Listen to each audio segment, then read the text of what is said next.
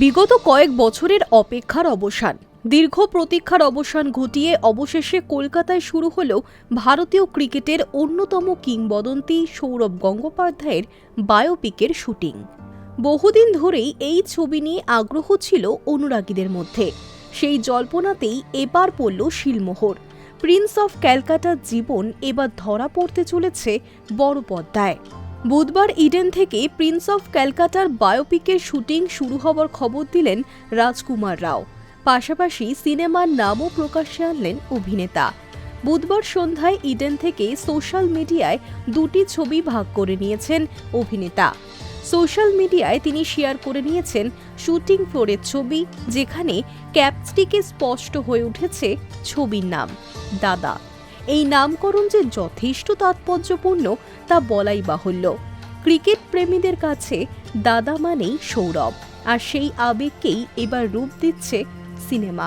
আপামর ক্রীড়া প্রেমীদের কাছে দাদার সমর্থক যে সৌরভ গঙ্গোপাধ্যায় তা বললেও অত্যুক্তি হয় না।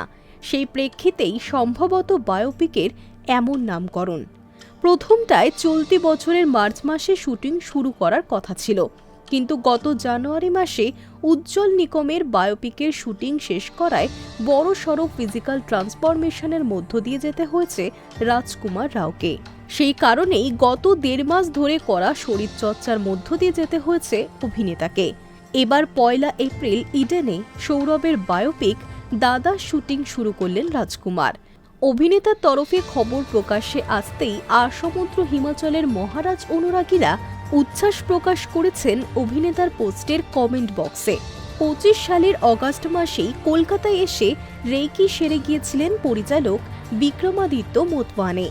ক্রিকেটের পীঠস্থান ইডেন গার্ডেন্স ময়দান থেকে শুরু করে বেহালায় সৌরভ গঙ্গোপাধ্যায়ের বাড়িতেও ঢু মারেন তিনি। মহারাজের ক্রিকেটের শুরুয়াত যেখান থেকে, সেই দুঃখীরাম কোচিং সেন্টারও ঘুরে দেখেন টিম নিয়ে। সেই সময়ই শোনা যায় পুজোর পরেই কলকাতায় এসে সৌরভের সঙ্গে দিন কয়েক সময় কাটাবেন এবং জানুয়ারি মাস থেকেই শুটিং শুরু করবেন রাজকুমার। কিন্তু প্রথমত স্পোর্টস ড্রামার জন্য অভিনেতার করা প্রস্তুতি, আর দ্বিতীয়ত নিকম উজ্জ্বলের বায়োপিকের শুটিংয়ের জন্য সেটা সম্ভব হয়নি। ফলত সৌরভের বায়োপিকের শুটিংও পিছোতে হয় রাজকুমারকে।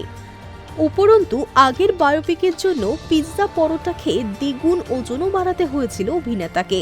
ফলত মহারাজের জুতোয় পা গলাতে শারীরিক গড়নেও বদল আনতে হয়েছে রাজকুমারকে।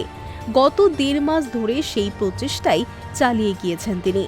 এবার দীর্ঘদিনের অপেক্ষার পর কলকাতায় সৌরভ গঙ্গোপাধ্যায়ের বায়োপিকের শুটিং শুরু করলেন রাজকুমার রাও।